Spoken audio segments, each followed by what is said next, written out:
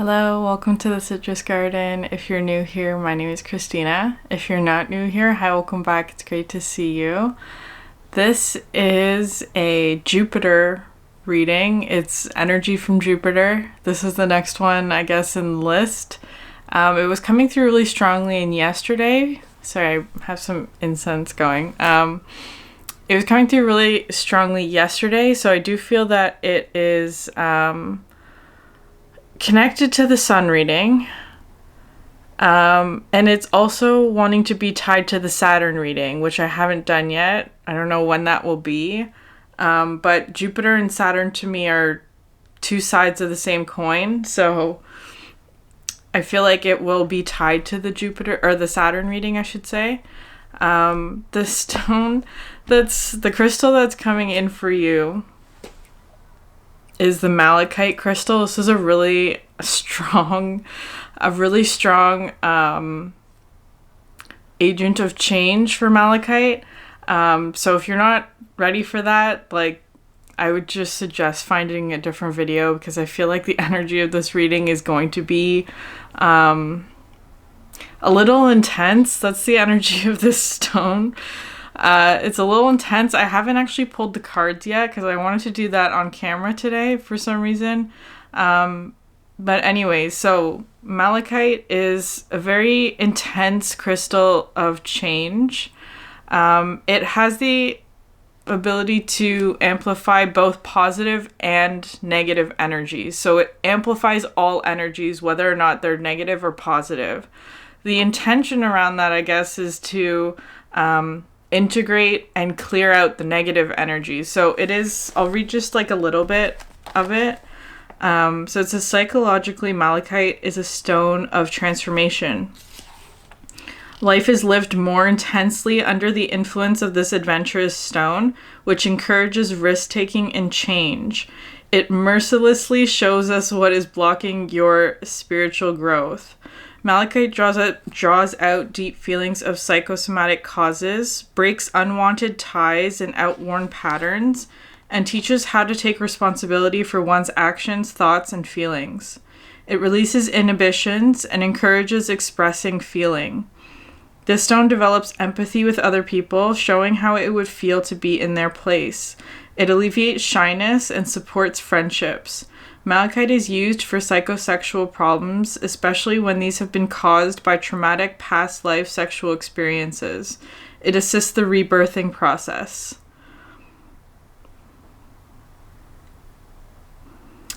It can facilitate deep emotional healing, releases negative experiences and old traumas, bringing suppressed feelings to the surface and restoring the ability to breathe deeply.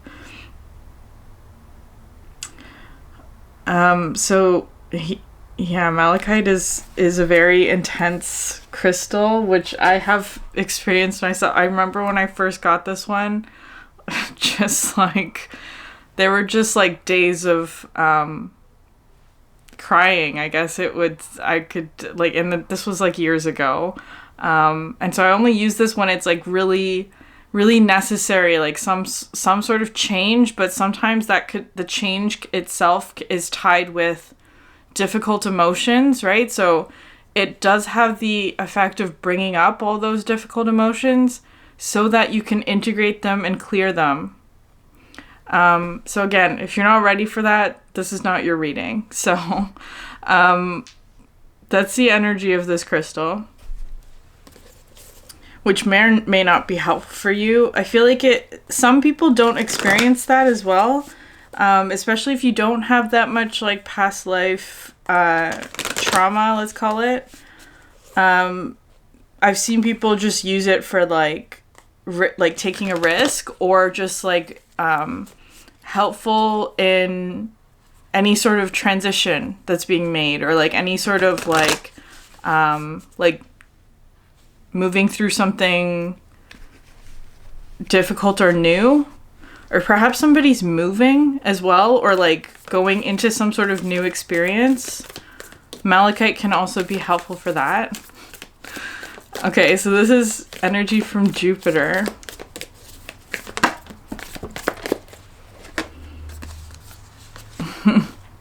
Okay, so you have the crone and the animal. And the nectar underneath that. So the crone absolutely is some sort of transition that's happening, right? So in the mother maiden crone archetypes, the crone is the ending, right? There is some sort of energy of rebirth coming through, and with the animal as well. And the nectar. Hold on, I'm gonna read. This might just be a reading that has a lot of like quiet, just as I'm like reading through the cards. Okay, so the animal.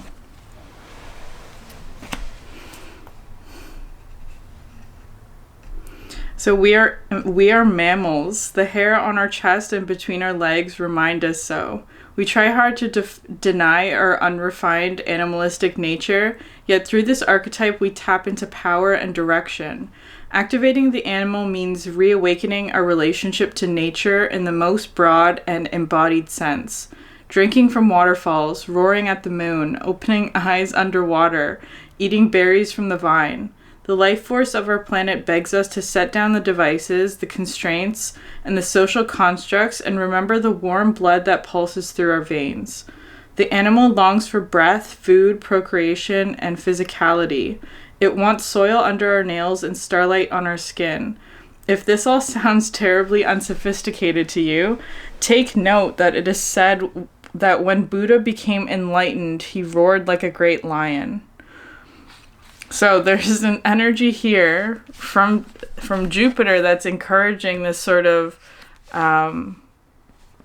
quote-unquote animalistic nature, perhaps, with the crone as well, because it could be something about whatever this transition is going to require some sort of physical action or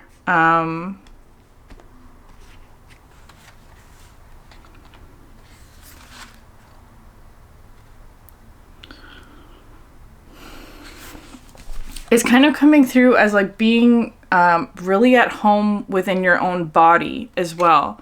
Because it's kind of feeling like there may be something changing in terms of like your, like in any sort of like change or transition, right? It's like the what's external to you is going through some sort of transition, but you are the same, or it's like trying to really connect you to some aspect of your physical body.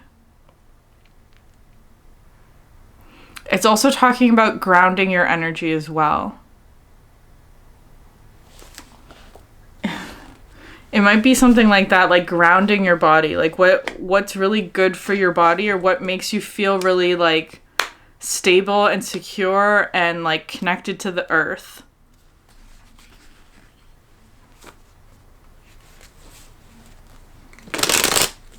Because the nectar is also about sort of like something that's healing as well.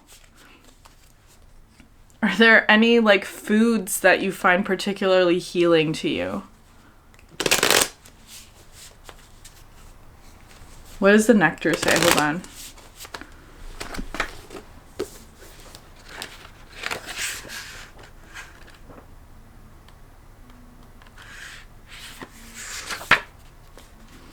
The medicine, the elixir, the garden. In Hindu mythology, there is a miraculous substance known as amrit, or nectar, that contains infinite healing power. This golden nectar, or sacred elixir, is the drink of immortality, and like its sister substance, soma, is known to activate subtle, intelligent forces that ease the mind, body, and spirit.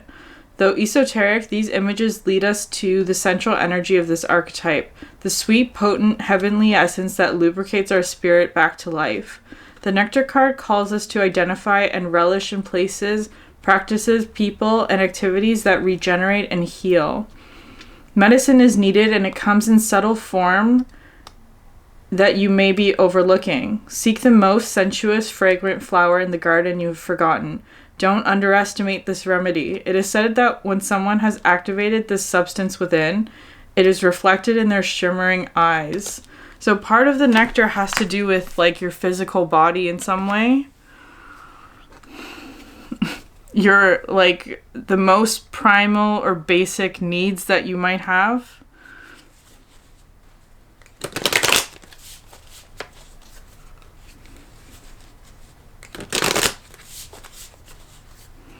Okay, more energy from a different deck. The Morning Dew Girl. This card is... Okay, so first of all, so the crone, which I haven't talked about, but it's number 13, right? And this is also number 13, the Morning Dew Girl. This card is a difficult energy because it reminds me of somebody... It reminds me of somebody in my family. So I don't know. I find this energy talks to me about like someone who's carrying a lot of like emotional burden is how it's coming through today. Like so maybe that's you, or maybe there's something here about like, there's something about carrying a lot of emotional burden, or perhaps trauma in some way, or sadness. It's like this person does a lot of work that goes unnoticed as well. Because I feel like there's an energy here of like they almost like expect to be treated badly. That's sort of how it's coming through today. So I don't know if this is...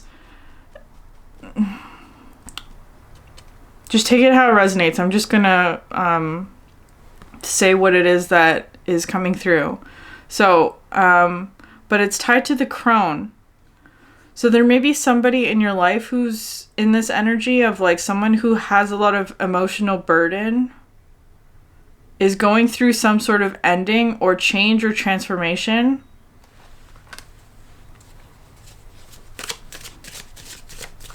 That also comes in with like past life energy for me as well. I got another card for that.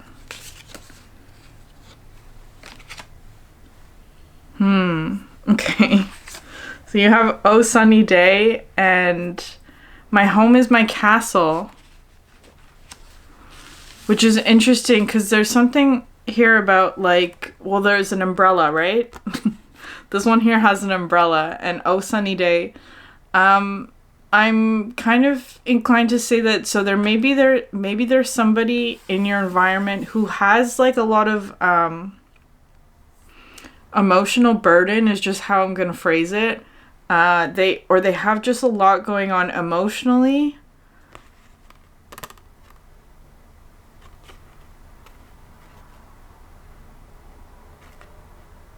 Are they trying to give that to you? I don't know.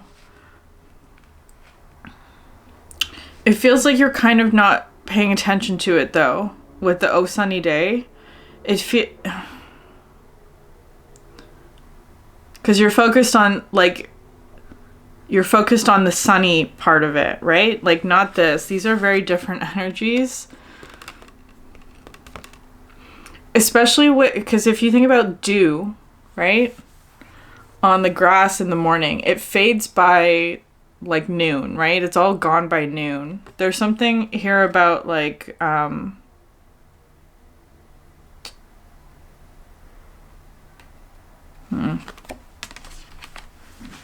you have My Home is My Castle, because this to me is emphasizing this sort of like being at home in your body, right? It's coming out underneath the animal. Like being really at home in your physical environment or your physical body. So it's talking about grounding.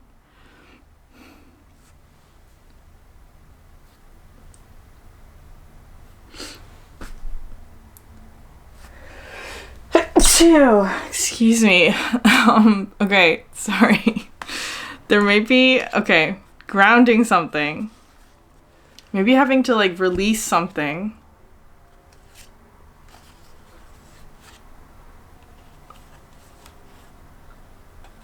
Okay, one more card. My home is my castle always talks to me as well about like what it is.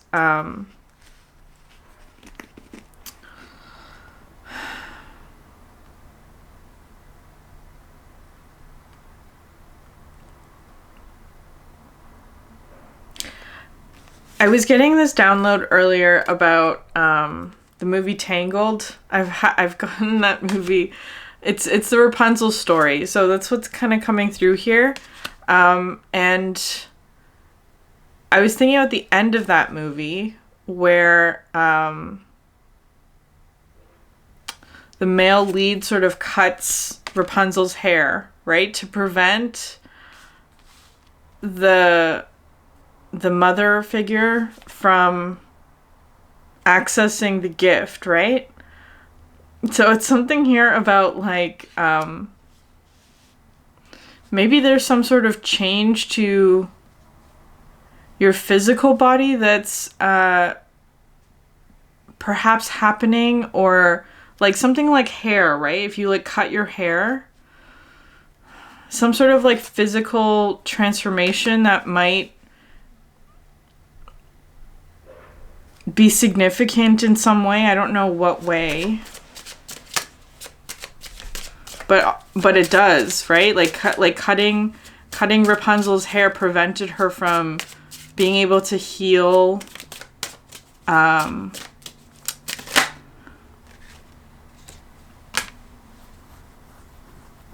prevented her from using her gift, is how I'm going to phrase it. And the next card out you have here is the Mermaid's Love. And at the bottom of the deck, Home in the Sky. And the Elixir of Life underneath that. Okay, so Home in the Sky. And you have my home is my castle. So it is talking about some sort of move. So maybe somebody's moving physically or getting ready to move. And so that could feel very ungrounding, right? Because it's kind of like your stability is changing, or something that's very stable is changing. With the Mermaid's Love, though, I feel like it's something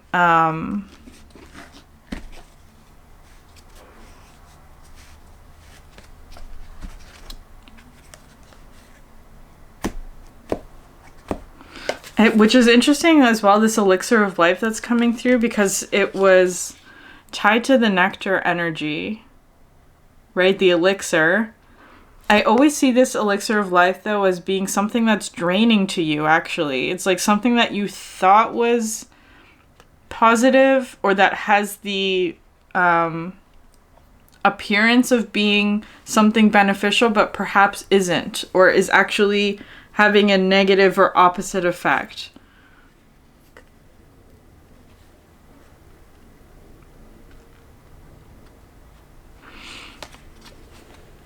I'm seeing this as being almost like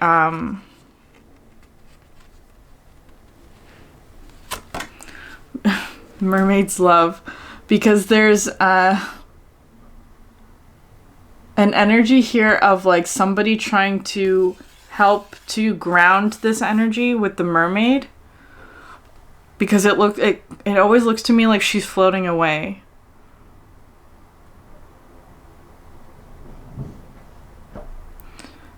So maybe there's something about that, like having to well, obviously there's a lot of energy here about like having to ground your energy.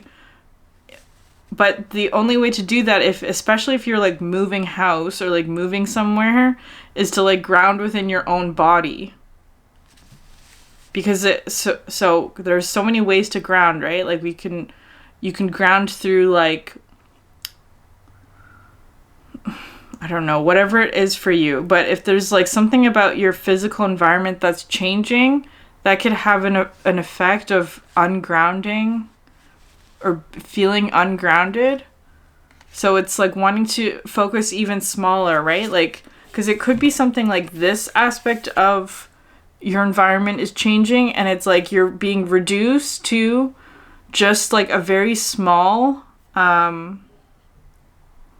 aspect of your life, like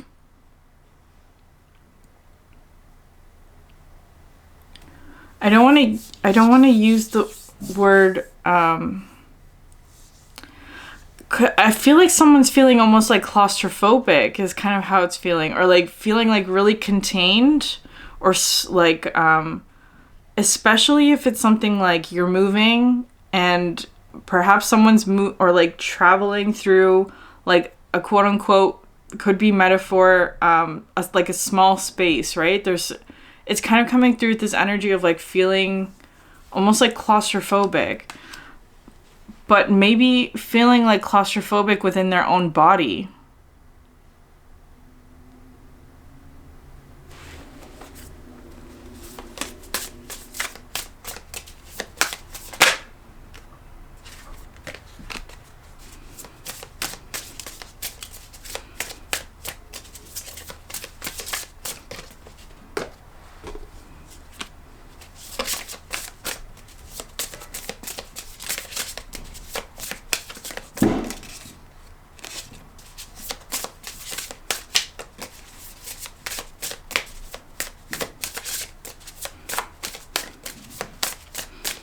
So I'm just getting one more card.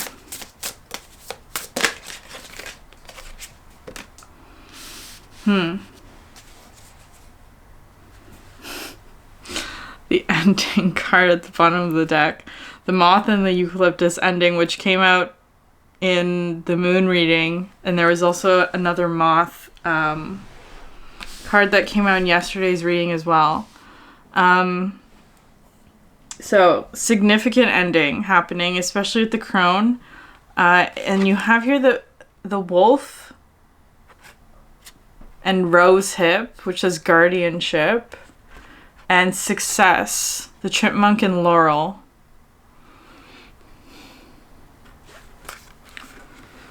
And then you also have here the hope card. So you have the butterfly and snowdrop, hope. This now feels like it's tied to the moon reading, because it was talking about transition from like the moth into the butterfly, right? Which is like a different kind of life is how it's coming through. Similar, but it's perhaps something that has more hope within it.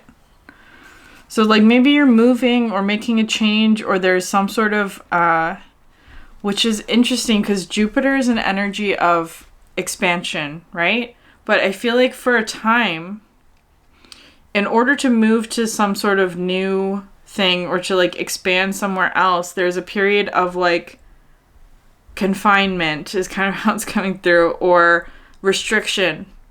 And that's a Saturn energy. So the Saturn reading might have something for you. Again, I haven't done that one yet, so I have no idea what's in that, when that's going to be. But just keep that in mind. But I feel like there's something here. The way that the cards are coming out, so there's the wolf, guardianship, and success. And the way the wolf is facing is the ending. Like because so the wolf comes in with sort of like a protective energy. To me, again, this represents family or like the people who are closest to you. There may be sort of like someone not wanting something to end is kind of how it's coming through. Or being protective about an ending in some way. Being cautious about that. I wouldn't be too worried about it, because it does feel like to me like the success is there. There is a lot of success energy, and moving forward, it just kind of feels like there's a bit of discomfort in the temporary restriction of moving on to something new, right? It's like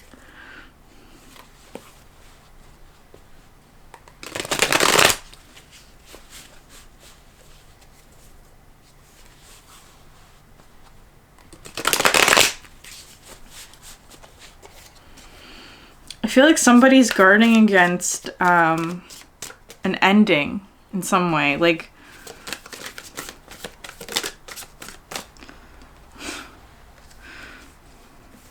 you have here the Ten of Wands.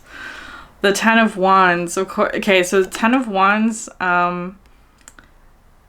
especially from this deck, this is the After Tarot. It talks about, like, if you're holding on to somebody else's burdens, right? It's like, or somebody else's responsibility, that is not a long-term, like, tenable solution, because it gets to the point where it just becomes too heavy. It becomes too burdensome. So it's kind of, especially because it's coming out under the Morning Dew Girl. So if there is somebody here, or in your environment, or whatever, in your group or something, who's going through some sort of, like, a difficult emotional time, and it's like, so perhaps you're trying to help somebody through that, but at the same time, it's like, it may be becoming too much of an energetic burden, because it's like, it doesn't belong to you, or it's not yours, so it's not going to, like, you can't, again, it's coming through this energy of Malachite, like, somebody may not be taking responsibility for their own feelings, or their own thoughts, or their own actions. So this is sort of coming in as an energy of, like, this person has to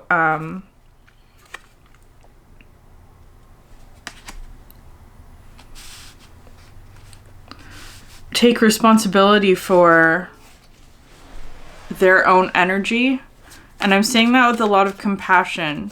It's not at all like a judgment on, like,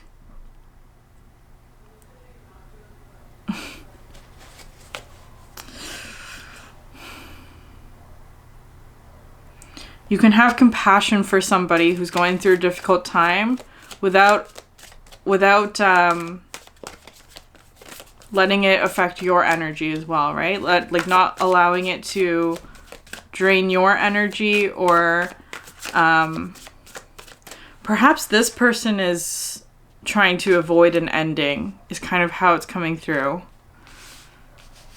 But because they're coming out with the Crone, which is talking about an ending, but it feels like maybe they're trying to avoid that.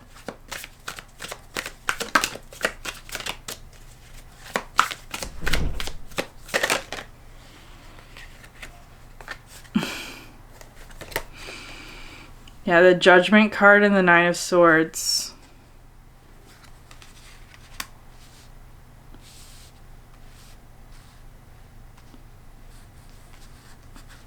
Feels like somebody's, with the Nine of Swords, this is a tough energy.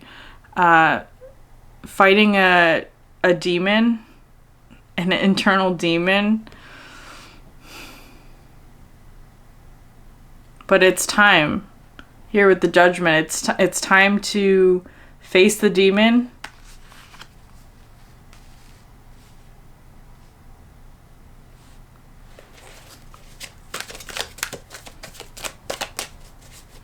And with the Nine of Swords, it's important to note the Nine of Swords is usually an energy of your own worst nightmares, right? Like, there's nothing scarier than your own fears, or your own demons, or your own shadow.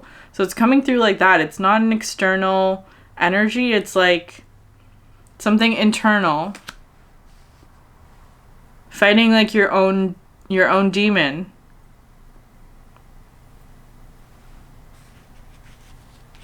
You have the Justice card coming out next.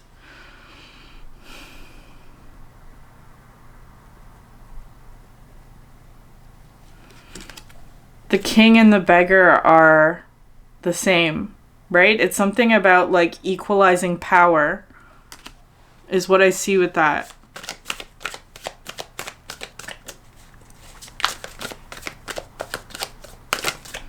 No one is above anyone else, right? There's something about that. No one is above anyone else. Everybody has their own demons.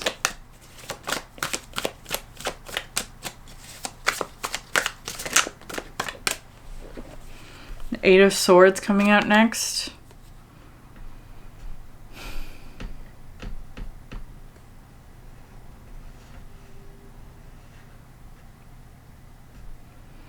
So I'm seeing this as like somebody, so Eight of Swords talks about like self-limiting beliefs, right? Like things that we believe about ourselves that are not true.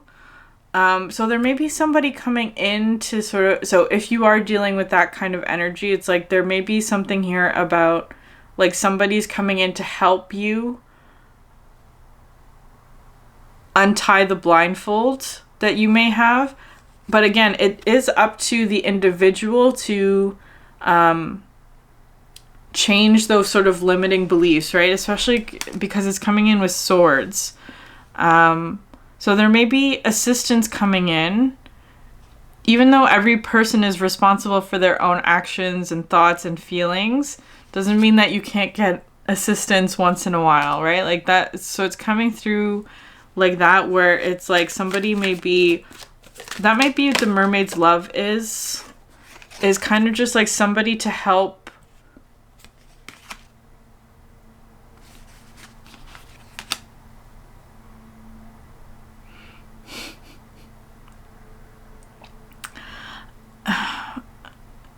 I don't want to phrase it like that. Somebody to help ground the energy in whatever way, like because it could be something like especially in terms of anxiety, right? That lives up here, and you can get stuck in your own head about things like that. So maybe just like getting out of your own head and being more in your body. You know, the World card. So it is completing some sort of cycle, especially with the 10, right?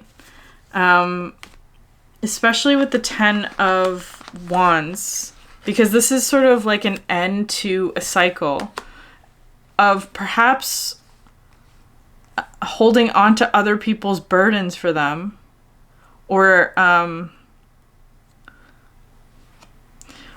because it's coming through with the 9 of Swords, it's like why is someone doing that?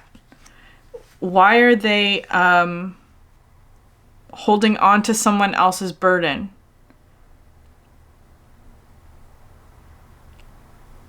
Why are they staying stuck in a place that they don't need to stay in? The Knight of Swords is coming out next.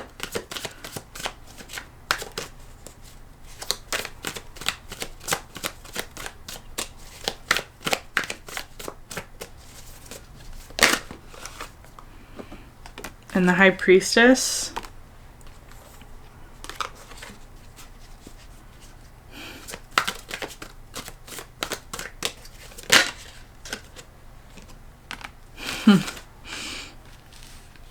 And the Six of Pentacles underneath the Justice card. So I sometimes see the Six of Pentacles as justice at work, right? Like, but in a very physical way, like in a very sort of like grounded way. It's like talking about like somebody who's very generous or is giving or doing what they can in order to help remedy a situation is how it's coming through. With the High Priestess coming out underneath the 9 of Swords.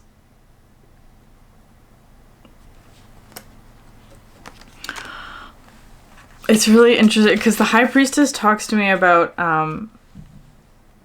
intuition, right? Connecting with intuition. But today it's kind of coming through as being a bit more mystical or mysterious, because the High Priestess also doesn't necessarily speak about what they know, or if it's even possible, because sometimes intuition or knowledge or understanding doesn't come from what is said. It's just sort of a feeling, right? Like within your body as well. That could also be intuition. But I feel like there's something here about like with the Knight of Swords, maybe there is some sort of message being conveyed to someone. So there may be multiple energies here. I'm not sure exactly. There's at least 2 or 3 is how it's coming through. So there may be somebody who's like trying to convey a message to someone else about perhaps like some sort of demon that they're, okay, I'm gonna use that word very lightly, some sort of struggle or challenge that they've dealt with, that they perhaps have overcome, right? It's turned them into the High Priestess in some way. So they have some sort of spiritual knowledge or understanding about this Nine of Swords energy that they're trying to help somebody else who perhaps is going through some sort of like 10 of Wands energy, which is like they're holding on to somebody else's emotional burdens or something like that. With the 6 of Pentacles, though, I feel like it is some sort of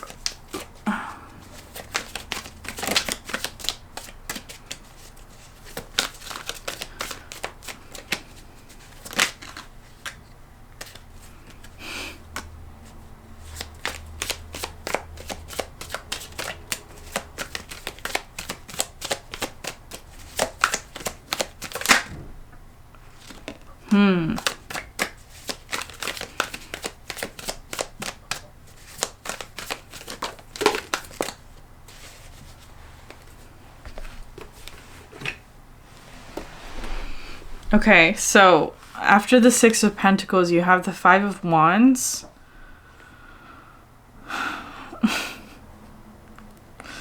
The 5 of Wands just talks to me about like some sort of like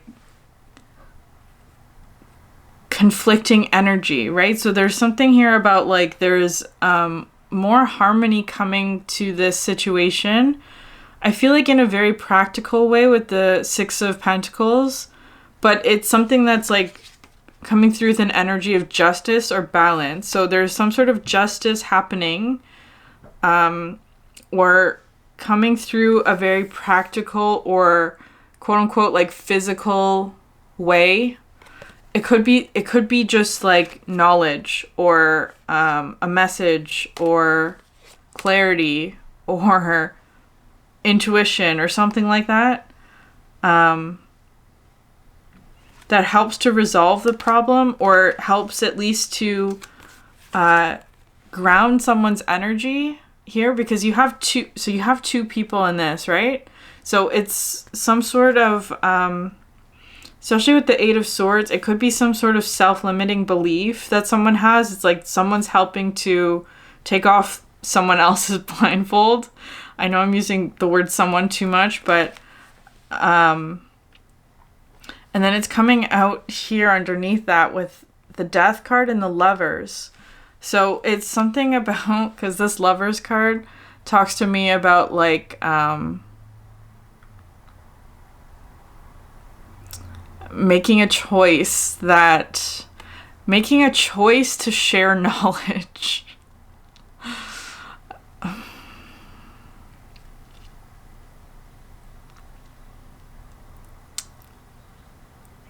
There's a lot of interesting energy coming through here because of sort of the biblical reference of the Lover's energy. Because this is sort of the moment that Adam and Eve get cast out of Eden, which is an intense energy. But anyways, let's not go there. I feel like it's talking more so about every choice has a consequence.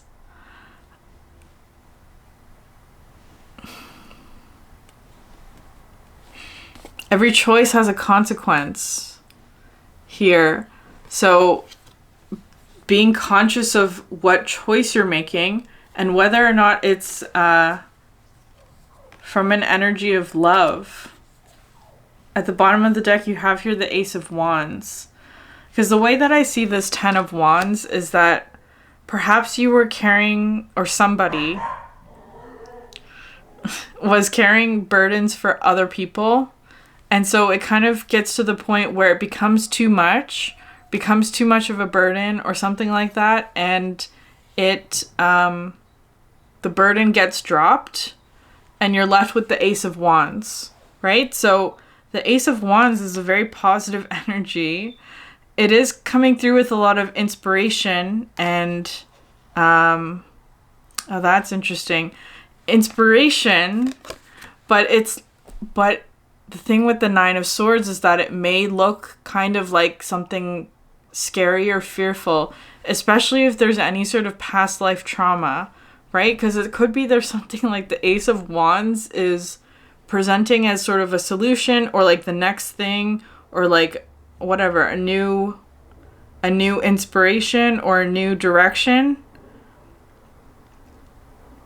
or something that's very passionate or has something to do with sort of like the physical body, the animal card, but it may be tied to sort of like this energy of the Nine of Swords, which can be anxiety or demons or suppressed emotions or feelings or thoughts about whatever this Ace of Swords energy is, or the Ace of Wands energy is. That's interesting.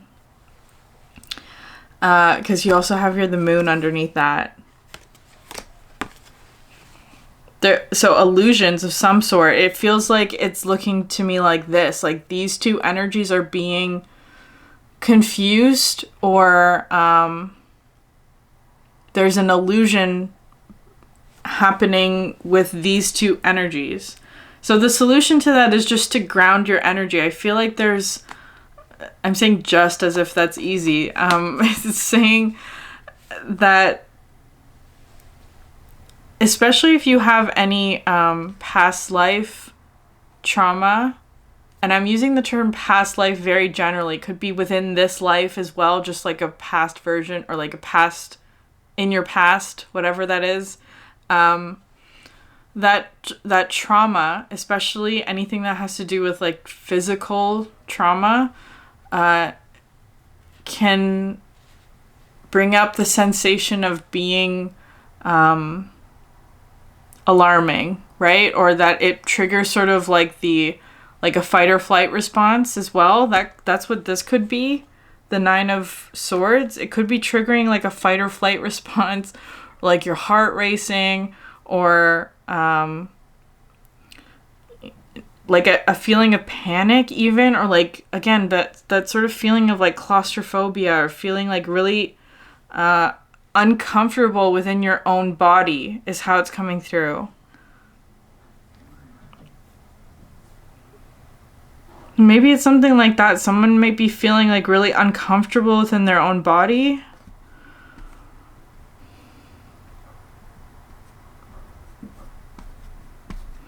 But I feel like here with the nectar, there's some sort of nectar energy, like healing sweetness. It's a healing energy here with the nectar. I feel like though there's something about like an ending that's like for some reason difficult, or that there's, I don't know, a lot of energy just tied to that in some way. So it's kind of like that's just something that needs to be worked through. And again, with the malachite, it might be an intense experience. There might just be a lot of emotions that are brought up, or a lot of like physical